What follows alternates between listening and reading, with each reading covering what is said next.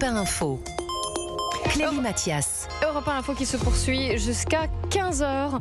On va parler de cette colère des agriculteurs qui sont mobilisés et qui sont venus jusqu'à Paris pour faire entendre leur voix.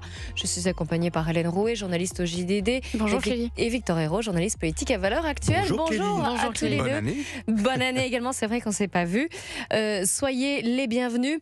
Donc toute cette émission va être consacrée à cette mobilisation agricole. On a vu ces bonnets jaunes de la coordination rurale devant l'Arc de Triomphe ou bien sûr devant l'Assemblée nationale. Des syndicats agricoles qui sont reçus en ce moment même par la présidente de l'Assemblée nationale, Yaël Braun-Pivet. Et de ce matin, Maud Bréjon, la porte-parole du gouvernement, a dénoncé ces actions illégales de la part des agriculteurs. Elle était sur France Info, écoutez-la.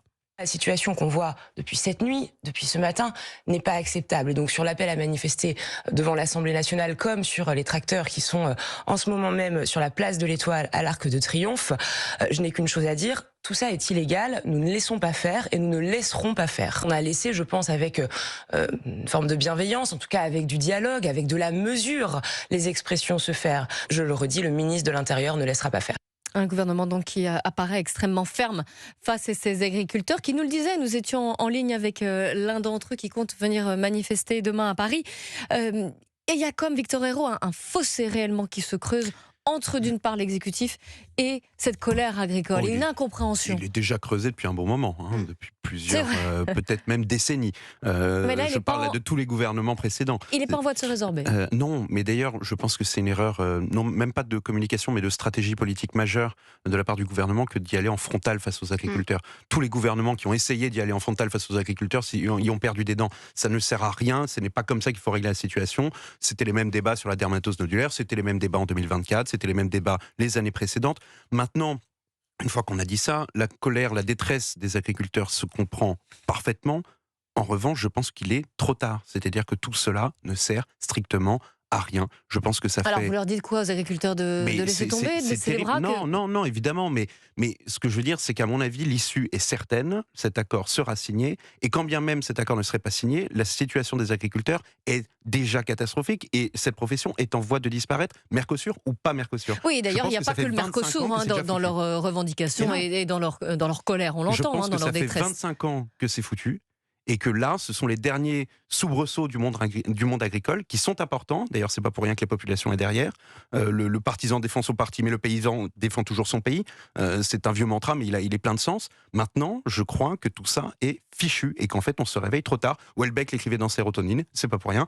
Je veux dire, il y a tout un tas de choses qui nous démontrent que ça fait des décennies que cette histoire est réglée. Alors maintenant que le monde agricole se révolte encore, c'est parfaitement compréhensible, c'est normal, ils vont pas se laisser mourir sans rien faire. Mais je crois que tout ça est fichu.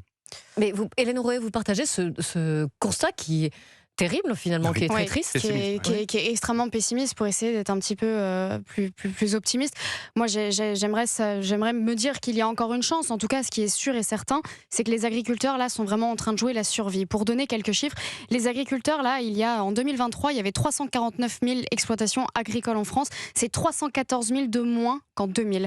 Donc effectivement, ils ont perdu 100% quasiment de leur exploitation. Il y a des exploitations qui ferment tous les jours. Beaucoup d'agriculteurs qui ne veulent pas reprendre les exploitations familiales, c'est un vrai problème. Et ça, d'ailleurs, ça rentre aussi dans l'agenda politique du gouvernement. C'est une des raisons pour lesquelles le gouvernement n'écoute pas les agriculteurs, ne les comprend pas. Parce que si ça concerne 349 000 personnes, en fait, c'est très simple, le gouvernement, ça les intéresse pas. Ça les intéresse pas, toutes ces revendications-là. On parlait de la réaction de Maud Bréjon. Pardon, moi, ces propos, je les trouve lunaires. Je les trouve fous, ces propos-là. C'est-à-dire que avec la détermination, la froideur avec laquelle le gouvernement, les élites sont capables de s'adresser aux agriculteurs, moi je trouve ça absolument dingue, alors qu'on sait depuis le début que les agriculteurs, ça n'a jamais été des personnes violentes, ils n'ont jamais pris à quelqu'un violemment. Je veux dire, si le gouvernement utilisait un tant soit peu la même violence, mais qu'avec nos autres problèmes qui existent, on avait les débordements de la canne, avec le narcotrafic, enfin je veux dire, moi les propos, je les trouve fous. Et un dernier point par ailleurs sur cette violence et cette froideur du gouvernement, quand on voit, ils ont réussi à faire la même erreur 2 fois sur les blindés Centaure. Là déjà, la première fois, les réactions des agriculteurs, les réactions médiatiques, ça avait fait un tollé quand on avait envoyé un blindé Centaure. Pour rappeler aux auditeurs ce que c'est un blindé Centaure. C'est un véhicule qui est absolument massif. Il est doté notamment d'outils pour envoyer du gaz lacrymogène pour disperser les personnes qui seraient en face. C'est un outil qui est utilisé, notamment il y a une mitrailleuse à l'intérieur de ce véhicule. C'est utilisé dans le cadre du terrorisme, c'est utilisé dans le cadre des opérations extérieures parfois. Enfin, je veux dire, c'est pas une voiturette. Et en fait, ils ont fait l'erreur 2 fois en se disant tiens, on va leur renvoyer une 2e fois les blindés Centaure. Et à côté de ça, en face, on avait les agriculteurs qui levaient les mains en regardant les policiers. Mais je disais, mais c'est édifiant. Et comment le gouvernement a pu faire l'erreur une 2e fois, ça m'échappe complètement. Je vous propose d'écouter Edith, c'était une auditrice de Christine Kelly. Elle est femme d'agriculteur, elle justement. Donc elle sait de quoi elle parle. Et elle invite les jeunes à ne pas se lancer dans l'agriculture. Aujourd'hui, vraiment, la profession agricole est vraiment en danger. Et quand j'écoute encore parler tous ces jeunes qui voudraient partir dans l'agriculture, mais moi, très honnêtement, je leur dis non, n'y allez pas. C'est la galère du premier jour. J'entendais un jeune ce matin me dire, à 20 ans ou 22 ans, je veux reprendre de l'exploitation familiale, je pars dans la céréale, je pars. Mais non, c'est la galère qui est pour eux. Moi, très honnêtement, même moi, mon mari est agriculteur. Mes enfants ont repris l'exploitation familiale, ont agrandi. C'est du 1er janvier au 31 décembre, 7 jours sur 7. Victor Hérault, elle constate ce que vous nous disiez, la mort du métier de son mari et de ses enfants. La question de l'héritage, la question de la volonté d'entrer dans ce métier qui est hautement difficile, un suicide tous les 2 jours, on le rappelle, dans cette profession. C'est pour ça que je dis que tout cela date de bien plus longtemps que le Mercosur en tant que tel. D'ailleurs, le Mercosur, qui est en négociation depuis 25 ans. Et puis il n'y a pas que le Mercosur. Il y a eu la dermatose qui a été la goutte d'eau, et puis il y a bien d'autres choses. Il y a la PAC, évidemment. Il y a plein d'autres choses derrière. Les réformes, les décrets. Tout part du fait qu'on a décidé, autour des années, je ne sais plus, 70-80, qu'on serait une nation du tertiaire, qu'on serait une nation du service. Que produire, c'était bon pour les autres, que cultiver, c'était bon pour les autres, que nous, on était au-dessus de tout cela, et que c'était aux pays en voie de développement, comme on dit, de s'occuper de ça. On a pensé à la Chine, on pense aujourd'hui au Brésil pour l'agriculture, etc. Et bien, résultat, tous ceux qui... Parce que la France, historiquement, est une nation agricole, c'est ce qui faisait la beauté de notre pays, c'est ce qui faisait la richesse de notre pays, on était capable de nourrir toute une population grâce à nos seules récoltes, à nous sans apporter, et bien tout cela, on a fichu par terre. Et on se réveille des décennies plus tard. Ça fait un petit moment quand même que ça boue. Mais là, on arrive en bout de course et on se réveille en disant « Mais qu'est-ce qu'on peut faire maintenant ?» Je réponds « Plus rien ». Je réponds « C'est fini ».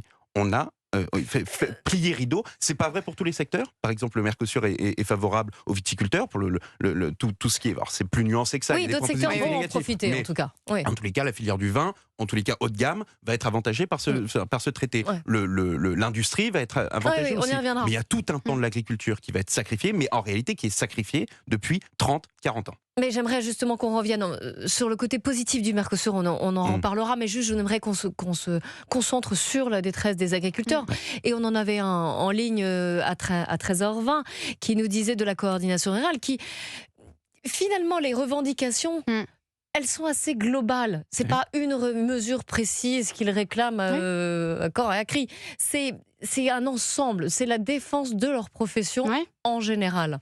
Oui, mais comme Victor le disait, c'est pas nouveau. Ça fait 20-30 ans qu'ils essayent de se faire entendre. Ça fait des années qu'ils essayent de se faire entendre. Déjà en 2024, ils ont essayé de se faire entendre. Personne ne les a écoutés.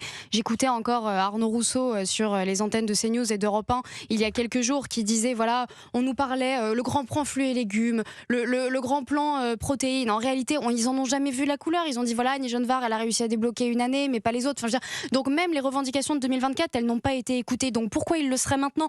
Là, aujourd'hui, ce qui est en train de se passer à Paris, ils n'ont plus le choix. Vous croyez que ça les amuse? Vous avez vu le temps dehors, la pluie, le froid, les exploitations, ça a des vraies conséquences de partir pendant des jours et des jours. C'est-à-dire, il y a leur famille qui est en train de s'occuper des exploitations. Enfin, je veux dire, ils sont pas là pour s'amuser. Et en fait, c'est parce qu'aujourd'hui, ils n'ont tout simplement plus le choix. Mais donc, effectivement, c'est très compliqué.